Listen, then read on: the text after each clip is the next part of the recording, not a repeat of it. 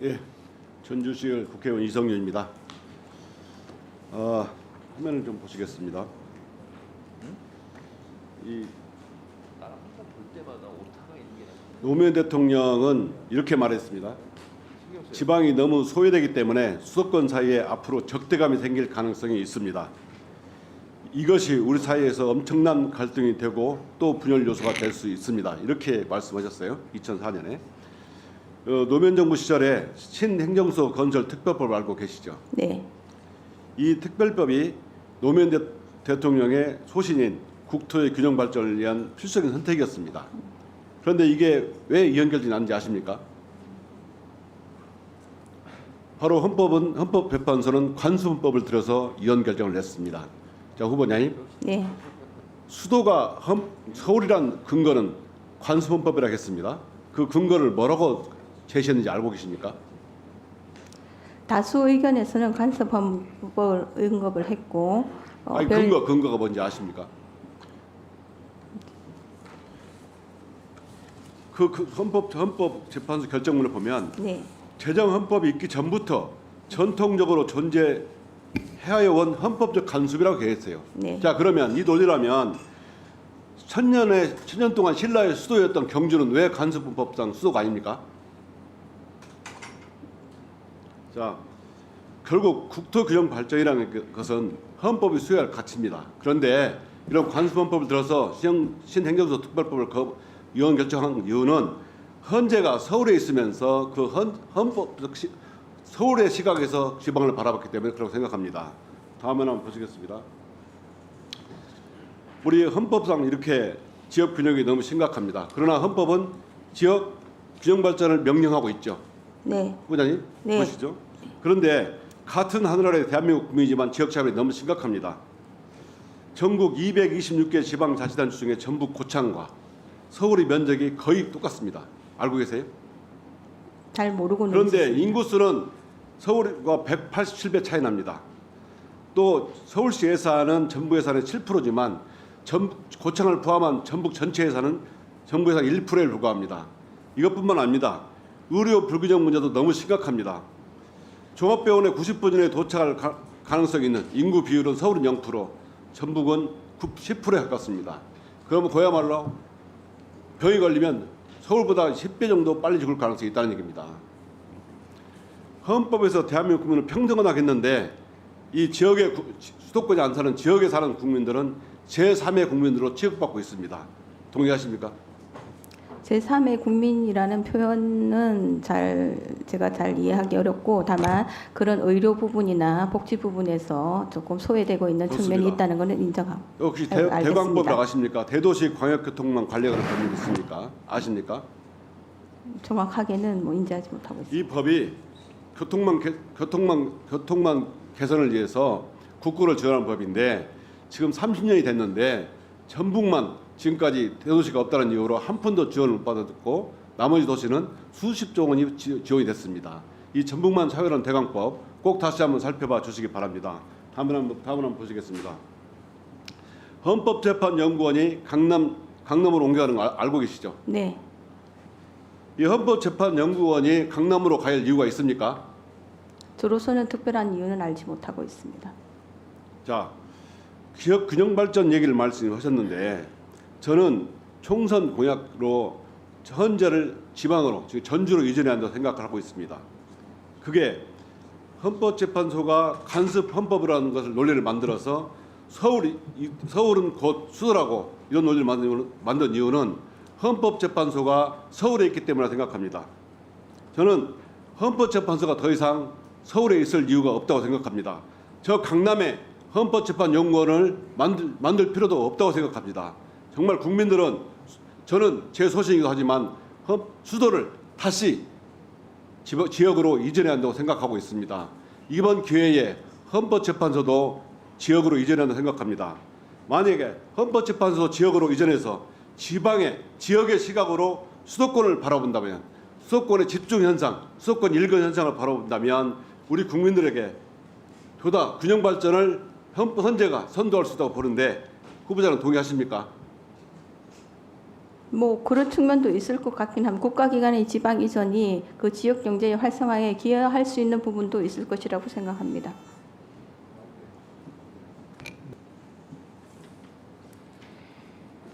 예, 서울 중랑구갑 서영교 의원입니다. 대한민국이 어렵습니다. 지금 참 어려워요. 코로나 때도 이렇진 않았는데 대한민국 경제가 다 망가졌어요. 작년에는 세수 부족이 약 56조입니다. 대한민국에 600조 예산 정도 써야 되는데 그중에 56조가 부족해요. 올해는 조금 나아진다고 하는데 그래도 올해도 30조가 부족하답니다. 이러면 대통령은 공익을 실현할 의무가 있고 국민의 경제를 살릴 의무가 있고 그래서 노력해야 돼요. 그런데 이제 국민의 마음이 다 떠났어요. 대통령의 지지율이 최근에 24%라고 합니다. 민주화되고 난 이후에는 이렇게 정권이 제대로 이양되는 시기 이후에 최저치라고 합니다. 70대의 어른들이 윤석열 대통령 지지가 훅 빠졌어요. 10%가 넘게. 왜 그런지 아세요? 의료 대란 때문입니다. 대한민국 국민의 생명을 지키고 안전을 지켜야 될 의무가 헌법에 있죠. 네. 대통령은 대한민국의 목숨을 국민의 목숨을 지키고 생명을 지키고 안전을 지켜야 될 의무가 헌법에 있습니다.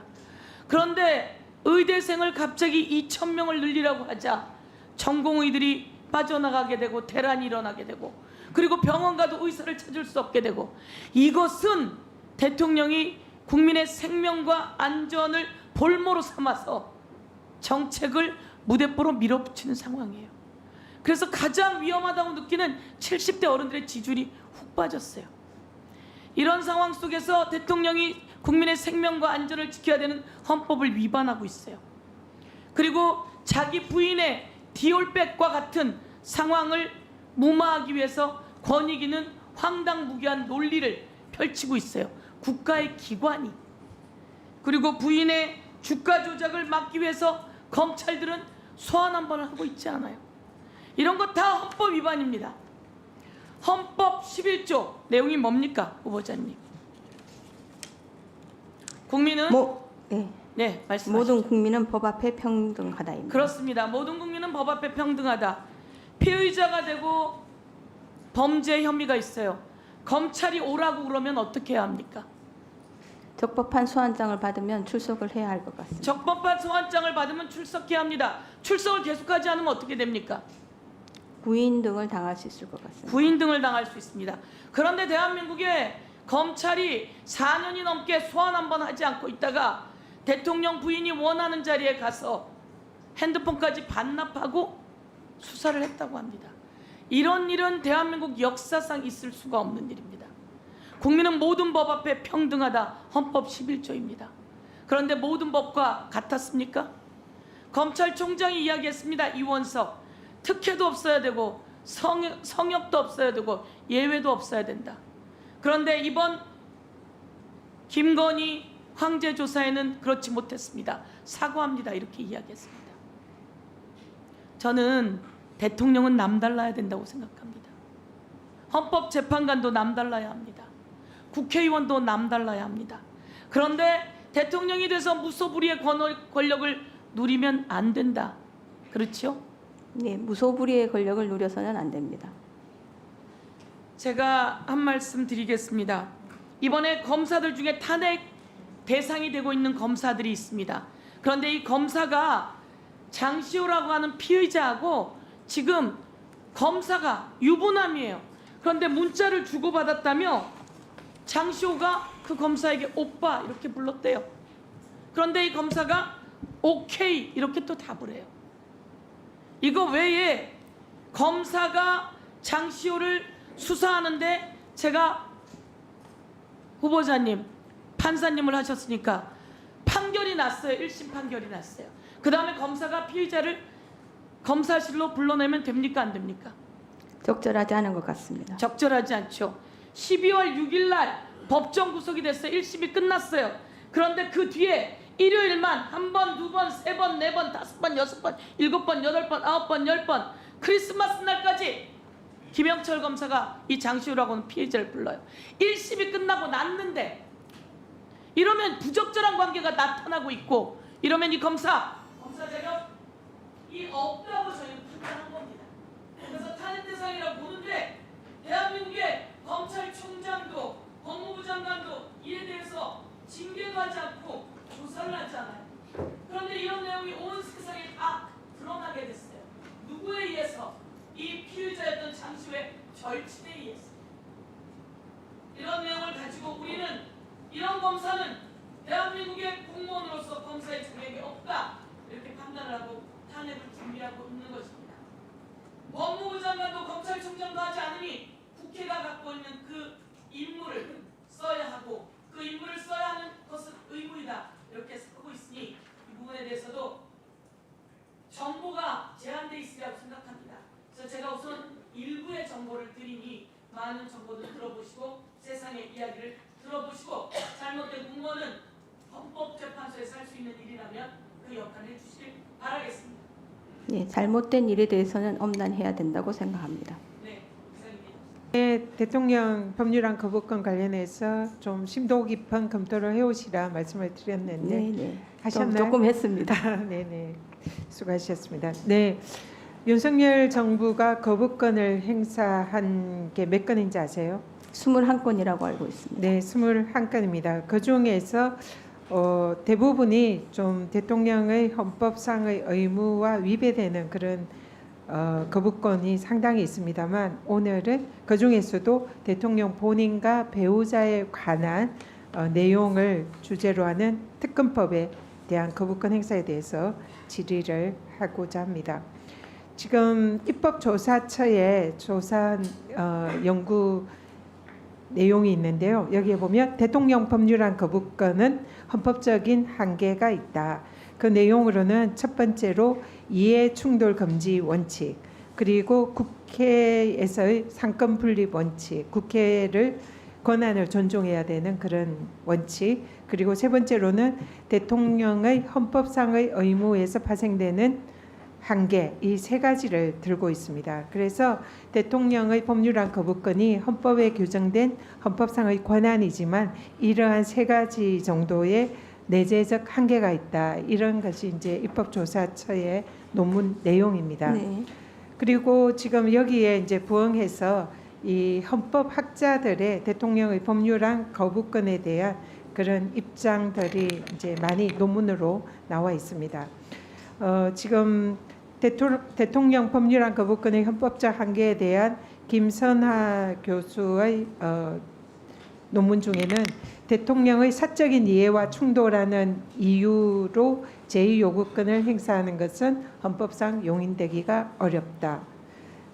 그리고 또 대통령이 거부권을 행사할 수 있는 대상이 되는 것은 가족이나 본인과 관련된 경우에는 거부권이 제한될 필요가 있다. 이준일 교수의 또 헌법상 한계에 대한 논문 중에서 발췌한 내용입니다. 그래서 이런 지금 입법조사처의 논문이라든지 지금 학자들의 견해에 따르면 대통령의 거부권이 본인이나 가족과 관련된 경우에는 거부권이 제한되어야 한다. 이런 것이 학계의 다수 견해입니다. 그리고 또 이러한 아까 말씀드린 헌법상의 내재적 한계인 그 이해충돌 금지 원칙을 구체화한 법률이 민사소송법이나 형사소법, 헌재법. 여기에 보면 법관은 본인과 사적 이해관계가 있는 가족이나 배우자 관련된 사안이면 재척이나 회피나 기피하도록 규정이 되어 있습니다. 그리고 국회법에도 국회의원은 사적인 이해관계가 있으면은 그에 대해서 회피하도록 규정이 되어 있습니다. PPT를 보시면 됩니다. 그리고 또 마찬가지로 공직자의 이해충돌 방지법에 일반적으로 공직자는 사적 이해관계가 있을 때, 그러니까 사적 이해관계라는 게 본인이나 배우자나 가족 등이 관련된 사안일 경우에는 신고 회피하도록 이렇게 법이 규정이 되어 있습니다. 그렇기 때문에 이러한 그 대통령의 법률안 거부권이 아무리 헌법상의 권한이라 하더라도 이는 무소불위의 권한이 아니고 마음대로 그 무한하게 행사할 수 있는 그런 권한이 아니라 일정한 헌법상의 권한의 행사에 한계가 있는 겁니다. 그러한 한계가 내재적 한계가 대표적인 것이 이해충돌 금지 원칙이고 그것을 구현한 법들이 이러한 법들이고 여기에 대통령도 적용 대상이 된다는 거죠. 그래서 공직자 이해충돌 방지법에 따르면은 대통령이 공직자 이해충돌 방지법에 규율 대상이 된다고 명확하게 규정이 되어 있고 그리고 또 수사 이런 관련 사안에 있어서는 대통령도 회피하고 그 회피를 신고해야 된다 이렇게 의무가 규정이 되어 있습니다. 자 그러면 지금 대통령과 관련돼 있는 특검법인 최혜병 특검법은 아까도 말씀드렸지만 대통령과 대통령실의 수사 외압이 가장 중요한 내용을 구성하고 있는 법이고요. 김건희 여사 도이치모터스 특검법은 배우자의 주가 조작 사건에 대한 수사를 내용으로 하는 법입니다.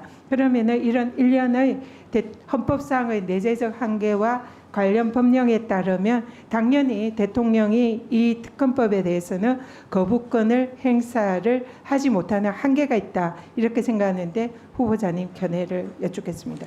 헌법 자체에는 대통령의 제2요구권에 대해서 내재적 한계에 관한 그런 특별한 규정은 없습니다. 다만 이론적으로 내재적 한계라는 것을 다수 의견에서 인정을 하고 있는데 그것이 어떤 방법으로 구현될지 여부에 대해서는 종국적으로 헌법의 해석을 통해서 판단이 되어야 될 것 같고요.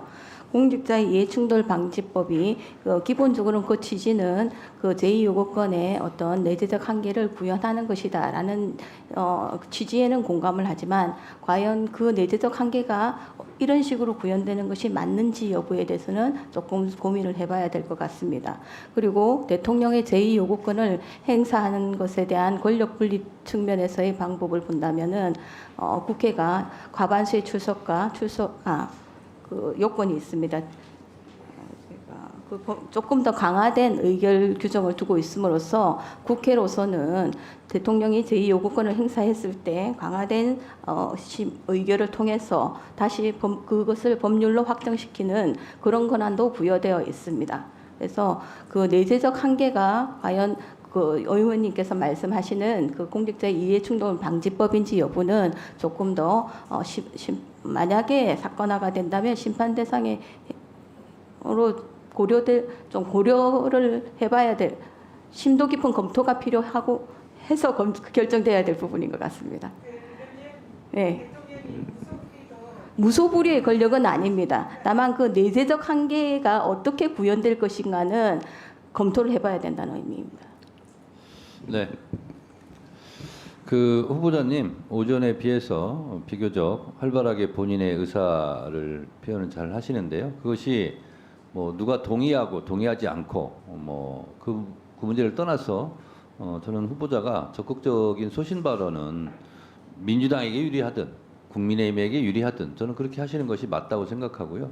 그래야 저희가 이제 경과보고서 채택을 할 때도 이런 부분은 이렇다, 저런 부분은 저렇다 이렇게 저희가 병기를 할 수 있지 않을까 그런 생각이 듭니다. 그래서 후보자님 혹시 징계 재판 해보신 적 있으세요? 네, 행정소송에서 징계 사건? 해봤습니다. 네. 징계 사건 할 때 대부분 내부 감찰 자료들이 징계의 타당성을 판단하기 위해서 따라오죠. 네, 있기는 합니다. 네, 그런 걸 보고 판단하시죠. 네. 네, 헌법재판소에서 이정석 검사 탄핵할 때 대검의 감찰 자료를 기다려달라고 했는데 기다려주지 않고 판결을 했어요.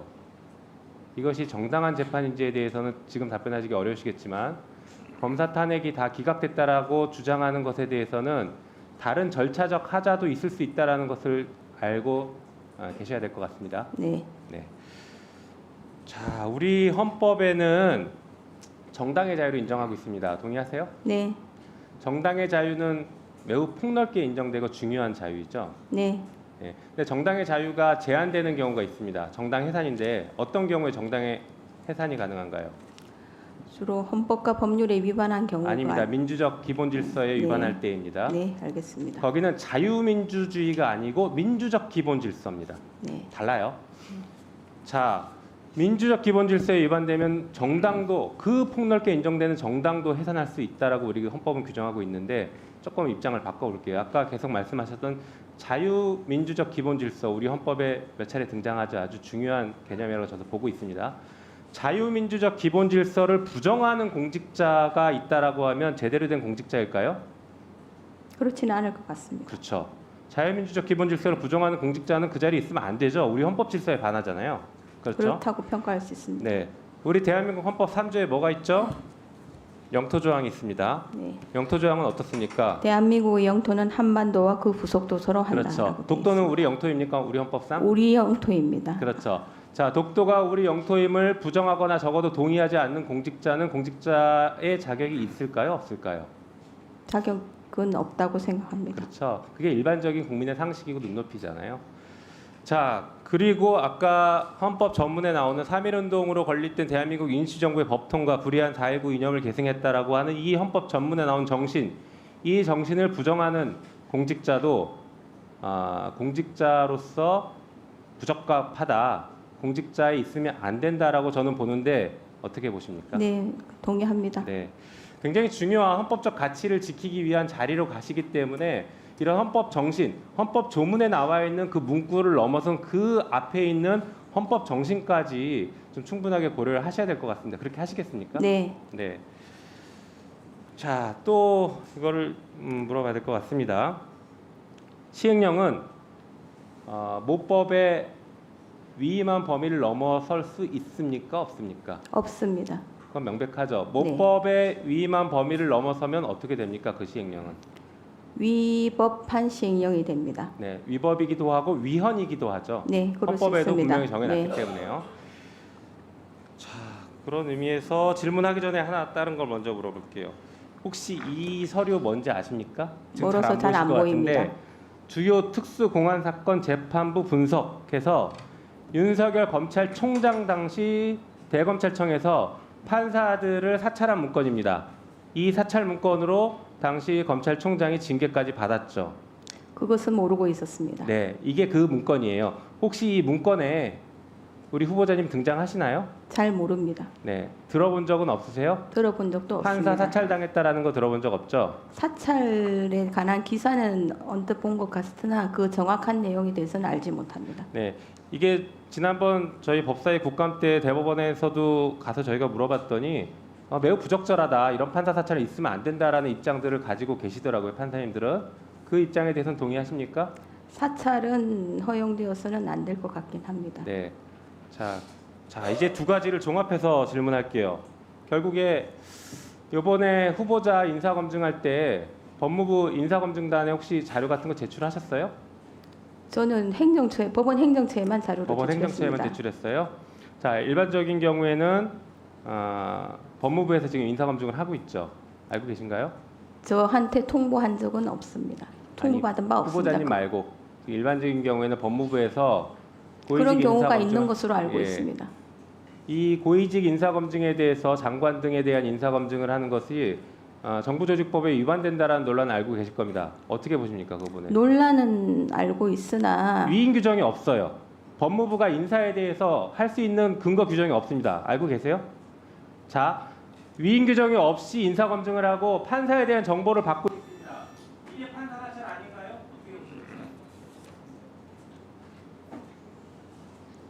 조금 더 그 근거 규정이 그 판사나 검사에 대한 인사 검증을 한 근거 규정이 무엇인지를 조금 더 검토하고 해야 답변을 드릴 수 있을 것 같습니다.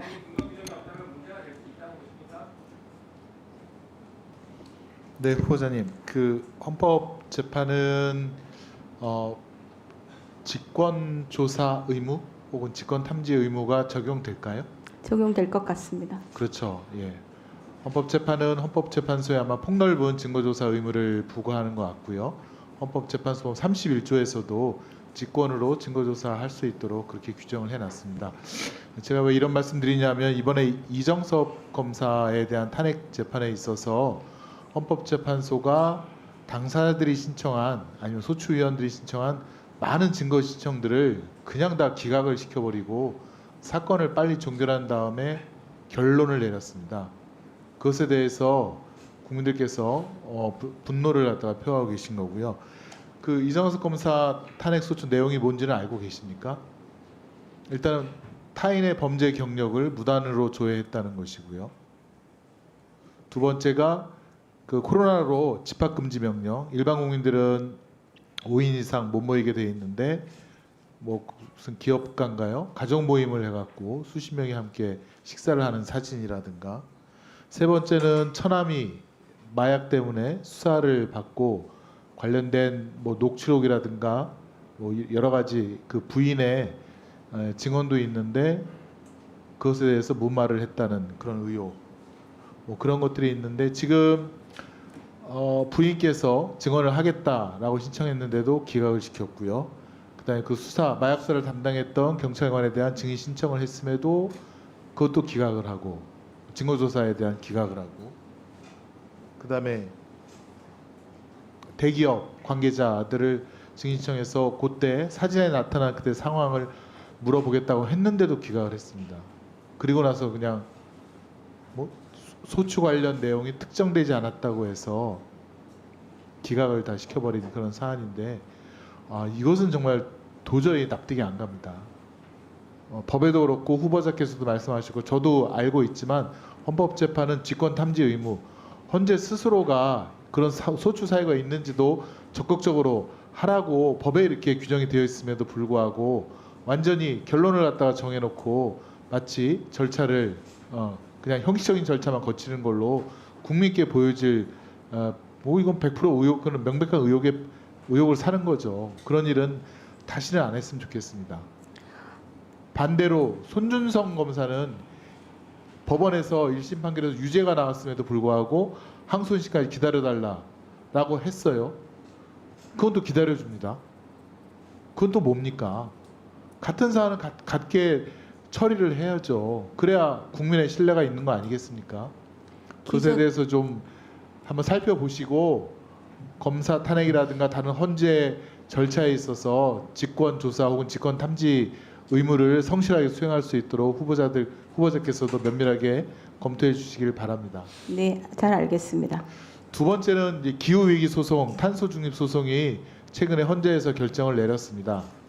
21대 때 제가 여기 국정감사 때 헌재 관계자들에게 벌써 3년 4년이 지금 접수된 지 3년 4년이 지난 소송이 아직까지도 한 번의 절차가 없었다. 그래서 촉구를 했는데 다행히 헌재에서도 그걸 검토해서 구두 변론을 열고 그다음에 그 결론을 내렸는데 일부 뭐 헌법 불합치가 나온 것 같아요. 근데 제가 아쉬운 것은 지금 이 탄소 중립 의무를 제대로 실천을 해야, 근데 우리 뭐 미래 세대의 환경권이라든가 건강권 그것도 문제가 되지만 우리 경제 수출에 있어서도 국가가 이를 서포트할 수 있는 다 근거가 되지 않습니까? 아리백으로 생산하지 못한 수출품은 이제 우리나라에서 해외로 수출을 못합니다. 지금 많은 보고서에서 40% 정도가 급감된다고 합니다. 수출로 먹고 사는 우리나라가 그런 국제적인 기준을 지키지 못하면 경제가 폭망할 지경입니다.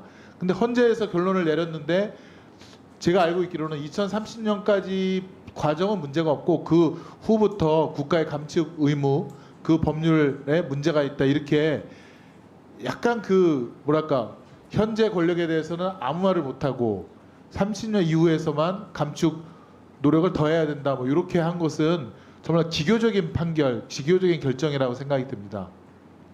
윤석열 정부 하에서 지금 감축 목표가 전체 뭐 30% 50%로 봤을 때 5% 내지 7%밖에 안 됩니다. 그럼 다음 정권에다가 다음 국민께 그 부담을 넘기는 거거든요.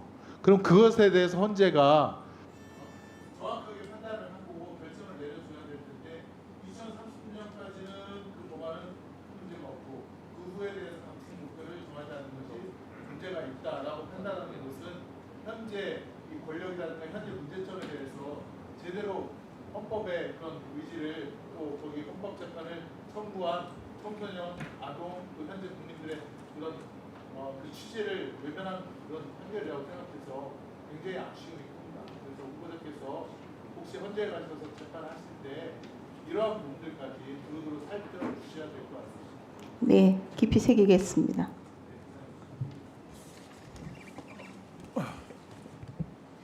예, 그 검사 탄핵에 대해서 좀 물어보겠습니다. 탄핵은 이제 국회 권한으로 돼 있잖아요. 네. 헌법에 국회장에 들어 있지 않습니까? 탄핵 소추 의결은 국회 네. 권한입니다. 그러면 이 제도의 취지는 행정부나 법원의 고위 공직자가 행정부나 법원 내에서 그 비위가 해결이 안 될 때 거기에 대해서 국회가 행정부하고 법원에 대한 견제 수단으로 이 탄핵 소추 제도가 있다고 저는 생각합니다. 네, 동의합니다. 동의하시죠?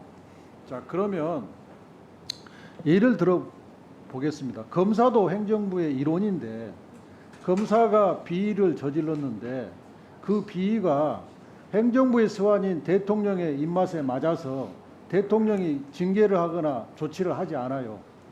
그랬을 때 국회가 탄핵 소추권을 행사하는 것은 이 탄핵 소추 제도의 본래 뜻에 맞는 거 아닌가요? 검찰청법에 검사에 대한 탄핵을 규정하고 있기 때문에 국회 검찰청법에는 탄핵이 없습니다. 그러면, 파면 제도가 없습니다. 기타 법률이 정하는 공무원 아닌가요? 그래서 그 규정에 검사징계법에는 파면이라는 네, 징계 종류가 없습니다. 해임까지만 있습니다. 검사징계법은 그런데 검찰청법에 따라서 지금 검사가 그 탄핵 소추의 대상이 되고 있는 건 아닙니까? 그러니까 검사가 탄핵 소추의 대상이 되는 것은 예. 국회가 검사를 파면시킬 수 있는 유일한 방법이 국회의 탄핵 소추. 네, 그것은 뿐입니다. 맞습니다. 예, 결과적으로 그러니까 그건 맞습니다. 대통령이 검사에게 파면해야 할 정도의 중한 비위가 있는데 대통령이 그걸 징계하지 않으면 또 징계할 방법도 없고요. 국회가 탄핵 소추를 발의한 건 너무 당연한 거 아니겠어요? 그렇죠. 그렇습니다. 예. 자, 그런데 검사가 공소권을 자의적으로 행사했다. 보복 기소를 했다라고 하면 검사가 절대 해서는 안 되는 것이 두 가지가 있다고 생각합니다. 저는 첫째, 기소권을 자의적으로 행사한 것. 검사의 핵심 의무인데 이것을 자의적으로 행사는 안 된다고 생각합니다. 두 번째, 검사가 증거를 유조하는 것. 그 둘 중에 하나가 발생하면 당의 검사는 책임져지는 것은 물론이거니와 저는 검찰총장이 사표 쓰고 책임져야 한다고 생각합니다. 그런데 유성 사건에서 유성을 국가보안법 위반으로 기소한 검사가 국정원의 증거 조작이 드러나가지고 그 사건이 무죄가 됐어요. 그런데 지금 탄핵 소추된 검사가 그걸 보복 기소를 했단 말이에요. 외환관리법 위반으로. 그럼 대법원에서 보복 기소를 인정을 했어요. 대법원 확정 판결이 일어났어요. 읽어드릴게요. 고등법원 판결인데 결국 유 씨에 대한 기소는 어떤 의도가 있었다고 보인다. 공소권을 자의적으로 행사한 위법이 있는 만큼 기소는 무효다. 그래서 공소 기각을 했어요. 그러면 사실관계가 대법원의 확정 판결에서 정리가 된 겁니다. 이걸 가지고 국회가 탄핵 소추를 했는데 헌법재판관 6분 중에서 4분은 맞다. 사실은 인정된다. 잘못은 인정된다. 했는데 그중에 6분은 인정된다고 했어요. 근데 그중에 4분은 정도도 파면이 맞다. 근데 그중에 2분은 정도는 파면에 미치지 못한다. 했단 말이에요. 근데 제가 여기서 근본적인 의문을 제기하는 것은 대법원이 사실관계 이렇게 확정을 했고 아까 제가 말했듯이 검사가 절대 해서는 안 된 자의적 기소를 했는데 보복 기소를 했는데 이걸 왜 헌재가 받아들이지 않고 세 분의 재판관은 아예 권한남용도 아니고 성실 위반도 아니고 직권남용도 아니다 이렇게 결정을 했어요. 판결문 보면 그럴듯해 보이지만 결국 대법원의 판결을 인정하지 않은 거예요. 이렇게 헌재가 검사의 탄핵을 감싸돌기 시작하면 어떤 생각이 드냐면 헌법재판관의 자격은 판사, 검사, 변호사만 할 수 있어요. 다시 말해서 법조계로만 돼 있어요. 법조계가 자정 능력을 상실한 겁니다. 이래가지고 어떻게 법조계가 국민들한테 우리의 판결을 믿어달라고 할 수 있겠어요. 헌법재판관이 되시면 검사 탄핵이 지금 헌법재판소에서 지금 낯선 것 같아요. 제발 검사 탄핵 별거 아니다. 행정부에서 자정이 안 되니까 국회가 자정을 하는 거다. 이렇게 판단하시고 아까 직권심리 말씀하셨잖아요. 적극적으로 직권심리 해주세요. 네, 알겠습니다. 네, 수고하셨습니다. 윤석열이라는 희대의 검찰총장이 있었습니다. 아까 김용민 의원님께서 말씀하셨던 판사 사찰, 문건 전달 행위 등 중대 비위 혐의로 2020년 12월 법무부로부터 징계 처분을 받고 문제가 됐었습니다. 후보자께서는 당시에 아마 춘천 법원에 계셨던 것 같은데요. 네. 이 사건에 대해서 사실을 잘 모르신다고 하셔서 굉장히 실망스럽습니다. 이 사건은 대한민국에서 검찰총장이 최초로 징계당하는 매우 중요한 사건이었거든요. 그런데 당시에 윤석열 검찰총장을 징계한다는 것이 찍어내기 감찰, 마치 부당한 징계를 하는 것처럼 온 언론과 시민사회에서 얘기를 했지만 결국에는 지금 법원에서 1심 법원에서 중대비위 면직에 해당하는 면직 이상의 중대한 처분이 가능한 중대비위에 해당한다는 판단을 받았고 감찰은 모두 적법했다는 1심과 2심 판단을 받았습니다. 그 당시에 문제 제기를 했고 그것이 잘못됐다고 했던 사람들 누구도 반성하지 않고 있거든요. 그런데 그 당시에 직무 문제가 된 이러한 중대한 위법이 있어서 직무를 도저히 수행할 수 없다고 판단해서 직무 배제 결정을 내렸는데 그것에 대해서 집행정지 청구를 했고 행정법원에서 그것을 들어줬습니다. 그리고 나서 윤석열 검찰총장이 2021년 1월 직무 배제에서 다시 살아나서 시작한 수사가 월성원전 수사와 그리고 지금 이건태 의원님 말씀하셨던 이정석 검사가 했던 김학의 출금 수사입니다.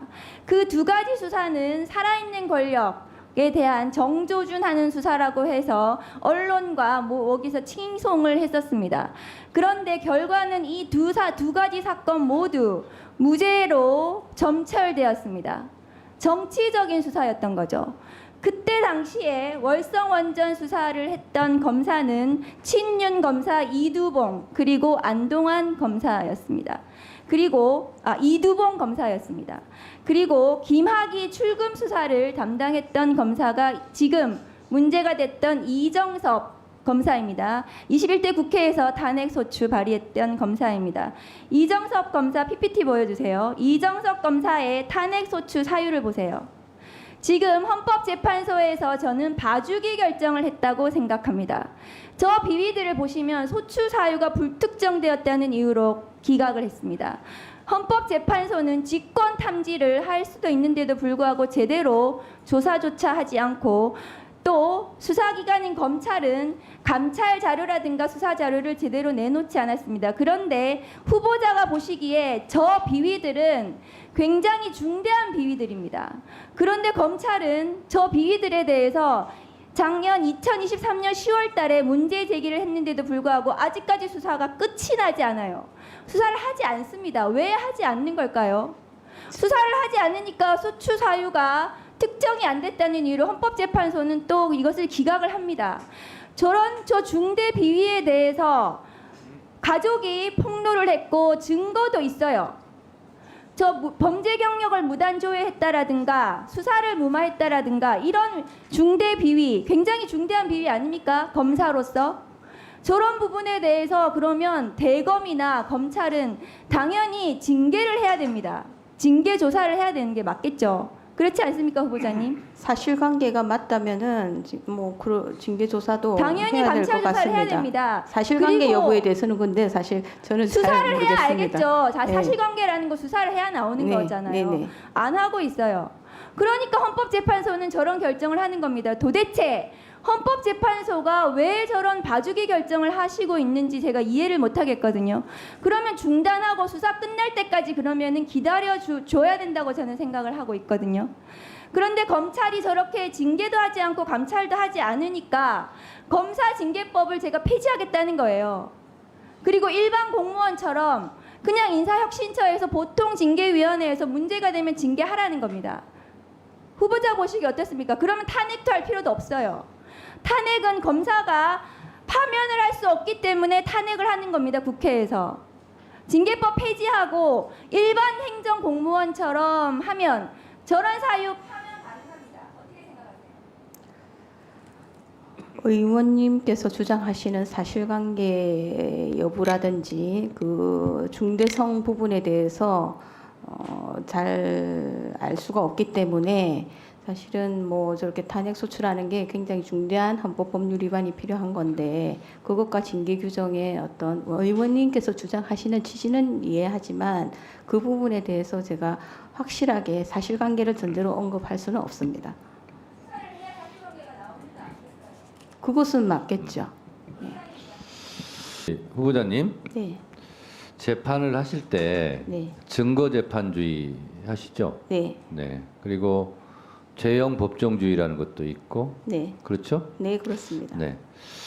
근데 이정섭 검사 이 탄핵 소추 이거는요, 증거 불충분이 아니라 증거를 제출하지 않은 거예요.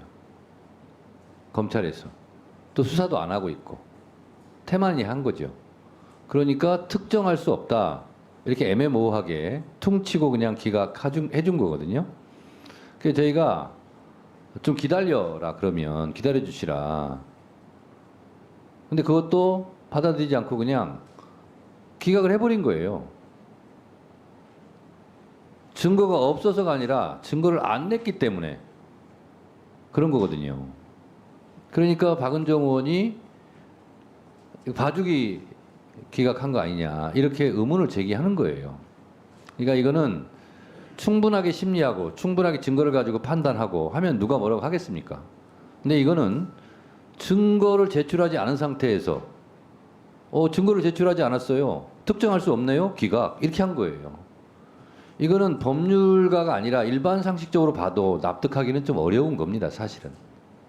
본인이 관여하지 않았기 때문에 뭐라고 말하기는 좀 곤란하겠습니다만 헌법재판소에서 이렇게 하면은 좀 곤란하지 않을까 그런 생각이 듭니다. 다음은 박지원 의원님.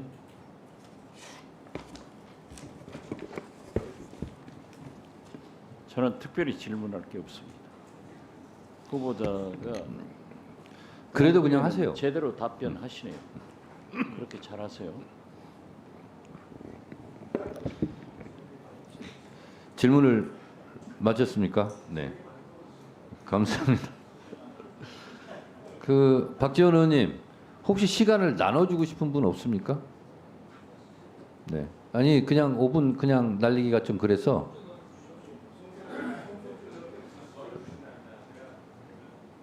김용민 의원은 아까 했잖아요. 아까 지금 남아 있는 분이요. 박준태, 장경태, 그다음 박균택, 유상범 의원님 이렇게 있습니다. 뭐 2, 3분씩 나눠 주시든가. 나눠 주셔도 되고 안 나눠 주셔도 되고.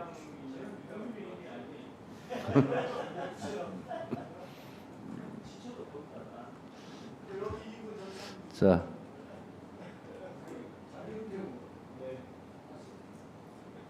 (5분) 다 주시겠습니까? 네, 알겠습니다. 알겠습니다. 자, 다음은 장경태 의원님. 무려 10분간 질문할 권한을 가졌습니다. 10분 주세요. 네, 후보자님. 군대에는 사조직을 보유해서는 안 되겠죠? 네, 군대에서는 뭐 하나회 과거에 해서 뭐 이 군대에서 쿠데타 이렇게도 했습니다. 쿠데타는 불법이죠? 그렇습니다. 명백합니다. 요즘 충암파, 용연파라는 사조직이 돌고 있다. 이런 설들이 나옵니다. 대통령 경호와 관련되지 않은 이 수도방위 사령관, 특전사령관, 방첩사령관 등을 이 대통령의 경호처장이 대통령의 경호란 구실로 만남을 굳이 출입 기록까지 숨기면서까지 만난 것이 지금 언론에 보도되기도 하고요. 문제 제기가 되고 있습니다. 실제로 대통령 경호안전대책위원회의 업무 분장에는 특전사가 포함되지 않습니다.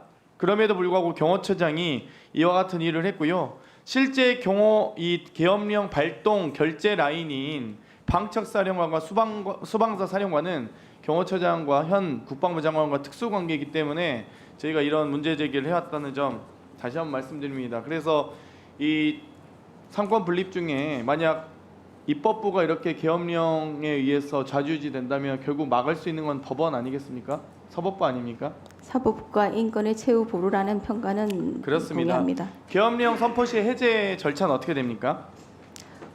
국회의원 제적 과반수 결의라고 지금. 그래서 놀랍게도 박근혜 정권이 몰락한 지 얼마 되지도 않았는데 박근혜 정권 당시 계엄령 문건을 보면 국회의원 과반의 의결로 계엄령을 해제하지 못하게 하기 위해서 국회의원을 강제 구금, 강제 연행 등을 해야 한다는 계획서가 있습니다. 그러면 이제 만약에 계엄령 선포돼서 국회의원들 다 잡혀가면 그러면 어떻게 합니까? 우리나라 망하는 겁니까? 정말 생각하기도 쉽지 않은 무시무시한 일이겠죠.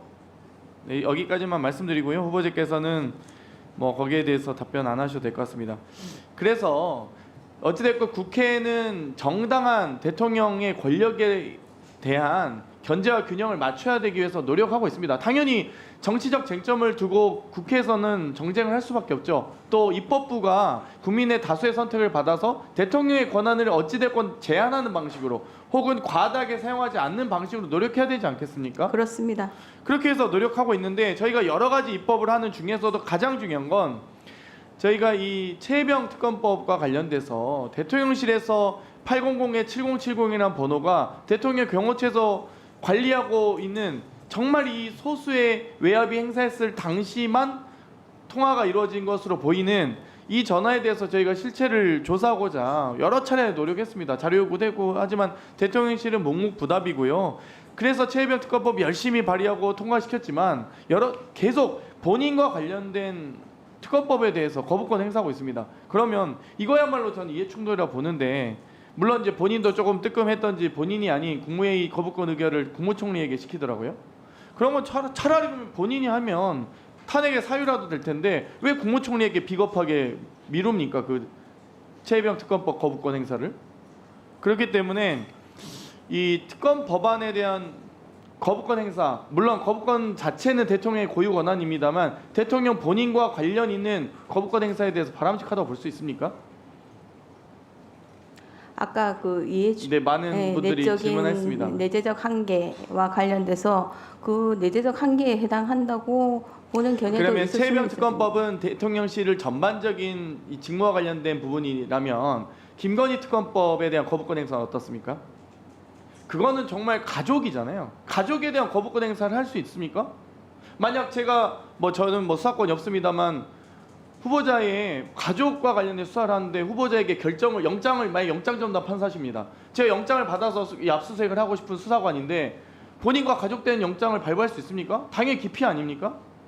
그렇죠. 그건 상식적으로 기피겠죠. 영장 만약 판사를 하시라면. 그러면 국회에서 국민의 다수의 대표하는 기관으로서 입법부의 권한으로 김건희 특검법을 통과시켰습니다. 그러면 대통령은 김건희 특검법에 대한 거부권 행사할 수 있는 당사자가 될 수 있습니까? 안 되겠죠? 지금 당사자로서 거부권을 행사하신 아니요. 것으로 알겠습니다. 만약에 그렇다면 거부권 행사하긴 부적절하겠죠? 그런데 그 부분 저희는 통과시키려고요. 저희 민주당은 김건희 특검법 통과시키려고 노력할 겁니다. 저도 저 개인 국회의원의 한 사람으로서 최선을 다할 거고요. 법사위원회 한 사람으로서 최선을 다할 건데 김건희 특검법 통과되면 윤석열 대통령의 거부권 행사는 가능합니까? 가능하지 않습니까? 헌법재판관 후보자로서 말씀해 주십시오. 나중에 권한쟁의 심판이든 다 관련돼서 어차피 소송 들어갈 거 아닙니까? 그렇다면 조금 더 신중을 기해서 답변해야 될 것 같습니다. 다만 국회로서는 그 가중된 결의로 의결을 하면 법률안으로 확정된다는 점이 있기 때문에 가중 결의를 하시면 더욱더 물론 제2 하실 것 표결에서 같습니다. 3분의 1을 해야 됩니다만 네. 200석 이상을 제2표결을 할 수 있습니다. 그거는 이제 대통령 거부권을 뛰어넘는 권한이기 때문에 그건 논쟁의 여지가 없는 것 같고요. 다만 입법부의 입법 권한을 저희는 최대한 사용하고 나서 대통령이 과연 거기에 대해서 물론 이제 법률 검토 필요하다고 하셨지만 본인 가족과 관련된 판단을 보통 안 하지 않습니까? 이건 상식적인 부분을 말씀드립니다. 그러면 영장 판사가 본인 가족과 관련된 압수수색을 재판합니까? 일반적인 소송에서는 자기 가족 재판은 안 하죠. 제척 사유로는 돼 있습니다. 예, 인사소송법 등에 규정은 돼 제가 있습니다. 어려운 질문 드리는 게 아니고 이게 중학생도 다 사실 이 정도 답변할 수 있을 것 같습니다. 반장이 어떻게 자기 이름 떠든 사람을 쓰겠습니까? 부반장이 쓰겠죠.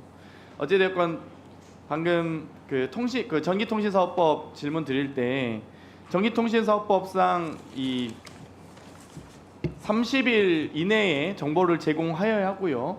2번에 걸쳐서 3개월씩 연장할 수 있습니다. 최대 7개월 이내에 통신기록 조회에 대해서 당사자에게 문자 또는 메시지로 통지하여야 하는데요. 여기에 대해서 부적절하다는 의견을 주셨어요. 근데 문제는 3개월씩 연장하는 사유도 증거인멸이나 도주, 증인 위협, 피의자 또는 사건 관계인의 명예와 사생활을 침해할 우려가 있을 때만이 3개월씩 연장을 할 수 있습니다. 그런데 이번 1월 4일 날 발생했던 올해 2024년도 1월 4일부터 5일 날 발생했던 통신기록조회, 무분별한 통신기록조회는 대부분 다 총선을 넘기기 위해서 3개월 연장을 거의 대부분 다 권한을 사용했습니다.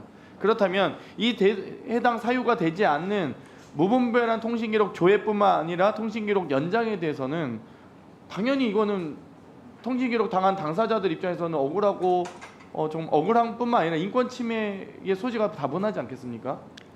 지금 그 전제로 말씀하신 총선 기간을 넘기기 위한 연장이라는 부분에 대해서는 제가 알지 못합니다.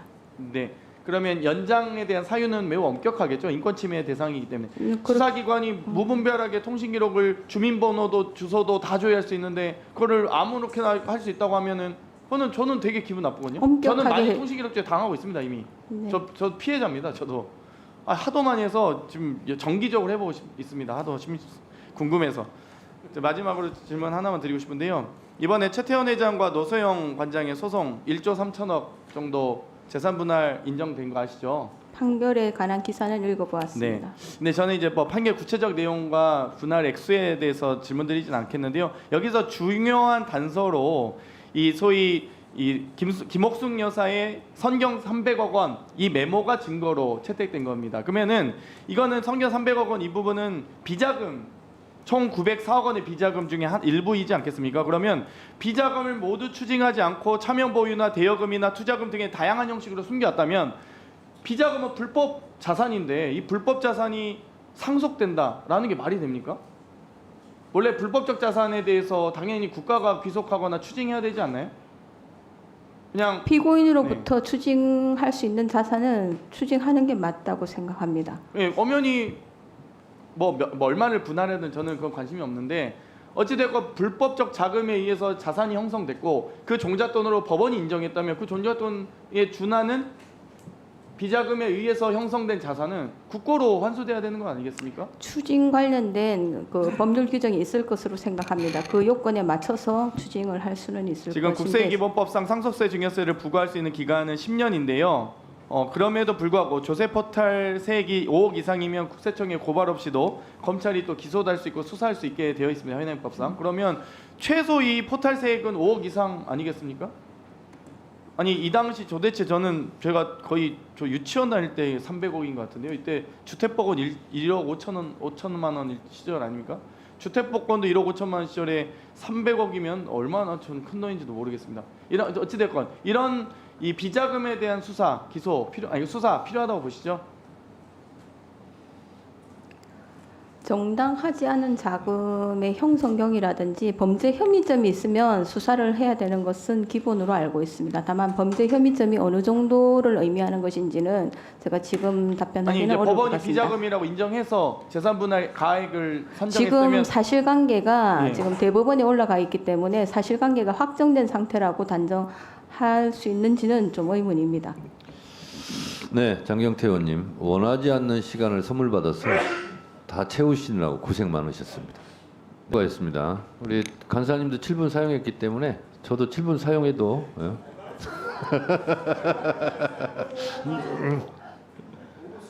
자 가급적이 7분을 주시고 7분을 제가 저한테 주겠습니다. 빨리 하겠습니다. 후보자님을 편하게 하기 위해서 가급적이면 예 맞습니다라는 답변만 할 수 있는 것만 제가 질문을 한번 해보도록 하겠습니다. 감사합니다. 후보자님, 네, 대한민국 모든 국민은 헌법을 지켜야 되죠. 그렇습니다. 법률도 헌법에 위배되면 안 되죠. 그렇습니다. 헌법에서 보장된 권리, 법에서 보장된 권리는 지켜야 되죠. 그렇습니다. 네, 법을 위배하면 안 되듯이 법적인 권리도 보장받아야 되겠죠. 그렇습니다.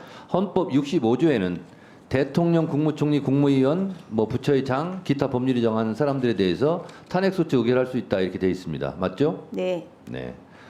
이 법에 따라서 국회법 탄핵 소추 발의 제11장 130조에는 본회의 의결로 탄핵 소추안을 법사위에 회부하여 조사하게 할 수 있다. 이런 법조항이 있습니다. 네.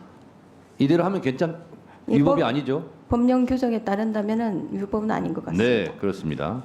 그리고 131조는 법사위가 이렇게 회부받은 것을 조사할 수 있다. 그리고 지체 없이 조사 보고해야 한다. 이렇게 되어 있습니다. 이렇게 해야 되겠죠? 그렇습니다. 회부를 받았기 때문에 네. 90일 이내에 보고해야 됩니다. 네. 자, 그러면 탄핵 조사를 해야 됩니다. 네. 근데 탄핵 조사를 어떻게 할 것인가? 국회법 65조 1항은 중요한 안건이나 국정감사, 국정조사는 청문회를 열 수 있다 이렇게 되어 있습니다. 이대로 해서 청문회를 하면 위법이 아니죠? 규정에 따른다면 위법은 아닌 것 네, 같습니다. 규정이 이렇게 되어 있습니다. 네. 중요한 안건. 네. 근데 중요한 안건은 누가 판단하냐? 위원장이 판단할 수 있습니다. 국회법 49조 위원장은 위원회를 대표하고 의사를 정리하며 질서를 유지하고 사무를 감독한다고 되어 있고 국회법 52조 2항에는 위원장이 필요하다고 할 때는 회의를 열 수가 있게 돼 있어요. 그래서 그 조항에 의해서 탄핵 조사 청문회를 한 겁니다. 자, 여기까지 불법적 여지가 있습니까 없습니까? 말씀하신 대로라면 불법적 요소는 없는 없습니다. 것처럼 보입니다. 네, 맞습니다. 또 한 가지 말씀을 드리겠습니다. 헌법 26조에 보면 1항 모든 국민은 법률이 정하는 바에 의하여 국가기관의 문서로 청원할 권리를 가진다. 2항 국가는 청원에 대하여 심사할 의무를 진다. 이렇게 되어 있습니다. 헌법에 이거 있는 거 알고 계시죠? 네. 얼마나 중요하면 헌법 26조 1항과 2항에 청원할 권리를 보장하고 있습니다. 확인 안 하셔도 됩니다. 제가 다 확인하고 말씀드리는 겁니다. 네. 자, 그러면 이 헌법에 의해서 국회법은 청원에 대한 심사 규정을 또 두고 있습니다. 자, 국회법 제9장 청원 조항이 아예 따로 있습니다. 9장에 123조 청원이 다음 각호 어느 하나에 해당하는 경우에는 이를 접수하지 아니한다. 이 세 가지만 접수를 아니하는 거예요. 첫 번째, 재판에 간섭하는 내용의 청원. 두 번째, 국가기관을 모독하는 내용의 청원. 세 번째, 국가 기밀에 관한 내용의 청원. 이 세 가지 사항은 접수가 안 됩니다. 그래서 검사 탄핵이든 대통령 탄핵이든 여기에 해당되지 않습니다. 그래서 윤석열 대통령에 대한 탄핵 청원은 140만 명이 서명했습니다. 위원장으로서는 중요한 안건이라고 볼 수가 있죠. 네, 그렇게 그래서 보입니다. 여기 해당되지 않아서 이거는 자동적으로 법적으로 법사위에 회부되게 돼 있습니다. 그런데 죄송하지만 말씀하신 것 중에 국가기관에 대한 모독 부분이 좀 있지 않습니까? 해당되지 않고 그건 이미 판단이 끝났습니다. 국회의장에 의해서. 네네. 해당되지 않는다. 네. 그래서 자동 접수돼서 자동 회부가 법사위로 된 겁니다. 네. 그래서 법사위에서는 그것을 다시 청원을 수리해야 됩니다. 그래서 그걸 가지고 청문회를 한 거예요. 65조 국회법 65조 1항에 의해서. 왜? 중요한 안건이니까. 이것도 보고를 해야 됩니다. 90일 이내에 법적으로 조사해서 90일 이내에 의장에게 보고해야 한다 이렇게 의무조항으로 되어 있어요. 만약에 그 청원에 대해서 법사위에서 처리하지 않으면 제가 직무를 유기하는 거예요. 법이 이렇게 되어 있습니다. 자, 여기까지 법적인 절차에 있어서 하자가 있습니까 없습니까? 위원장님께서 말씀하신 대로라면 법적인 하자는 없는 듯이 보입니다. 네, 그렇습니다. 제가 그래서 후보자께 예 맞습니다라는 답변을 할 수 있는 질문만 지금 한다고 그랬어요. 자, 법적으로 문제가 없다는 것은 절차적 하자가 없다는 뜻이기도 하고 절차적 하자가 있으면 법적으로 의미가 없는 거고 그것은 공소 제기든 뭐든 기각 사유가 되는 거죠. 그럴 수 있겠습니다. 그렇습니다. 그래서 헌법재판소에서 권한쟁의 심판을 할 때 절차가 중요합니까 안 중요합니까? 중요합니다. 법적인 것을 지켰느냐 안 지켰느냐가 중요합니까 안 중요합니까? 매우 중요합니다. 매우 중요합니다. 그래서 우리 법사위에서 벌어진 검사 탄핵이나 대통령 탄핵 청원 청문회나 이렇게 헌법과 국회법 절차대로 진행한 겁니다. 아셨습니까? 예, 그래서 그런데 그것을 헌재에서 심사를 해보니 그것이 인용이냐 기각이냐는 나중 문제고 헌법과 그리고 헌법에 따른 법률에 의해서 국회법에서 정한 절차대로 대통령 탄핵 청원 청문회든 검사 탄핵 조사 청문회든 법적으로 이루어졌다라는 겁니다. 그거를 제가 후보자께 말씀을 드리는 겁니다. 자, 후보자님, 네. 건대 로스쿨 한상희 교수를 조배수 의원이 아까 질문했는데요. 네. 첫 번째 뭐라고 돼 있냐면 검사가 잘못한 부분이 있으면 검찰 자체 내에서 징계를 먼저 해야 된다 이렇게 돼 있어요. 이걸 안 하기 때문에 국회에서 징계 절차에 들어간 것이 탄핵 절차입니다. 그것도 본회의에서 바로 의결할 수 있음에도 불구하고 실제로 탄핵 사유가 되는지 안 되는지를 법사위에서 조사해봐라. 그래서 탄핵 청문회 조사를 우리가 하고 있는 거다라는 말씀을 드립니다. 가벼운 거 하나 물어보겠습니다. 헌법에는 국회의원 수는 200인 이상 이렇게 돼 있습니다. 그런데 아시다시피 국회의원은 300명입니다. 네. 이 300명인 법률이 헌법에 위배될까요, 안 될까요? 이상으로 되어 있기 때문에 특별한 뭐 위헌은 사유는 아닌 걸로 보입니다만은 뭐 어떤 이건 시간 의도에서 관계상- 말씀하시는지 시간 제가 잘 관계상 제가 모르겠습니다. 그냥 여쭤봅니다. 네. 전 생각은 따로 있습니다만. 네. 자, 국회의원은 3선 연임, 4선 연임을 해도 됩니다. 기초단체장, 이 단체장들은 3선하면 그만둬야 돼요. 쉬어야 돼요. 이게 법의 불공평성 아닙니까? 저는 이것이 위헌이라고 생각을 하고 이걸 개정해야 된다고 계속 제가 주장하고 있는데 어떻게 생각하십니까? 그 부분에 대해서는 국회 입법 형성권에 속하는 영역이라고 판단 생각이 좀 더 듭니다만은 지금 현재로서는 그렇습니다. 자, 그렇게 말씀하셨는데 한마디만 더 드리면 이거는 피선거권에 대한 제한 아닐까요?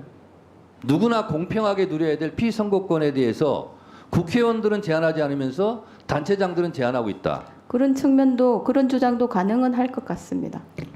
네,